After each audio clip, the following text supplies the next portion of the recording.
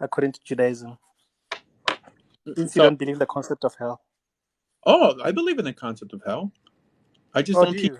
or teaches it, right? Nor being that the Torah doesn't teach it, it doesn't expect us to believe in it.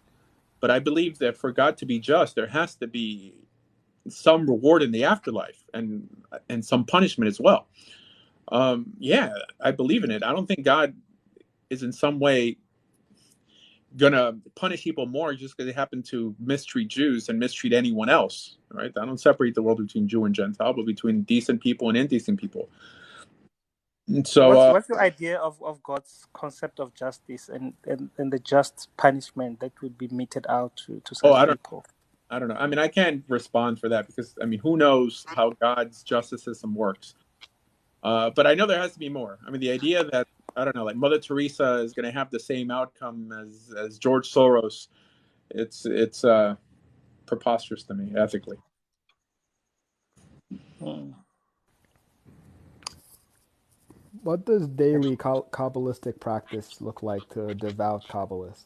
Are there any, like, what is the difference between the way a devout Kabbalistic Jew practices as opposed to your standard Orthodox Jew? Well, I would say your standard Orthodox Jew is Kabbalistically inclined. If you ask the average Orthodox Jew, does he believe in Kabbalah? He or she will say yes, yes, fully. Like, and they'll endorse the Zohar and every Kabbalistic text out there.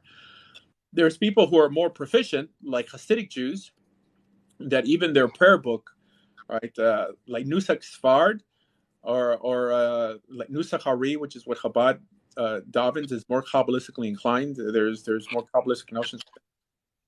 But the practice in terms of what we have to do is essentially the same. Now, those who are more, let's say, they don't shave their beard because of Kabbalah. I mean, it's not because of halakha, because halakha allows you to trim your beard in a way that doesn't constitute shaving in a halachic manner. Because I mean, shaving according to halakha is plucking out or shaving with an actual blade.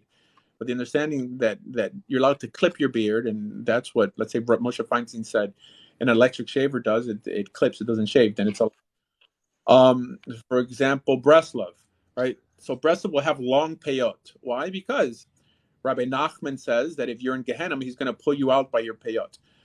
What's the idea of men going to the mikveh on a daily basis? This is a Kabbalistic thing that only Hasidic Jews typically do.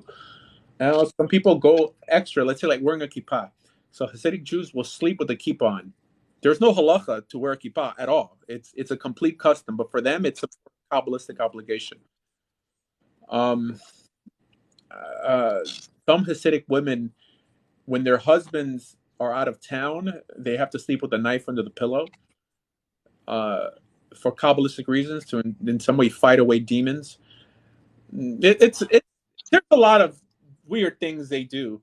Heck, I mean, the whole notion of I guess everybody does this nowadays. What's known as an upshirim. So an upshirim is when a child gets their first haircut at the age of three to four. This is fully Kabbalistic. It doesn't appear in halakha, but people do it. It's because there was a practice that the Yetzer Hara, the evil spirit, would try to kill your boys, and the way to protect them is to make the demons think that it's really a girl. So this is why. I mean, because they'll reinterpret it now and say, "Oh, it's because of Orla, because of a tree that you don't trim it to the third." It's nonsense. This is something they created, but afterwards to make it to tie it into the Torah. But they would dress the boys in dresses and let their hair grow long, so the demons would think that they're girls. And it's silly. There's a lot of stuff, but it's just the average person doesn't know.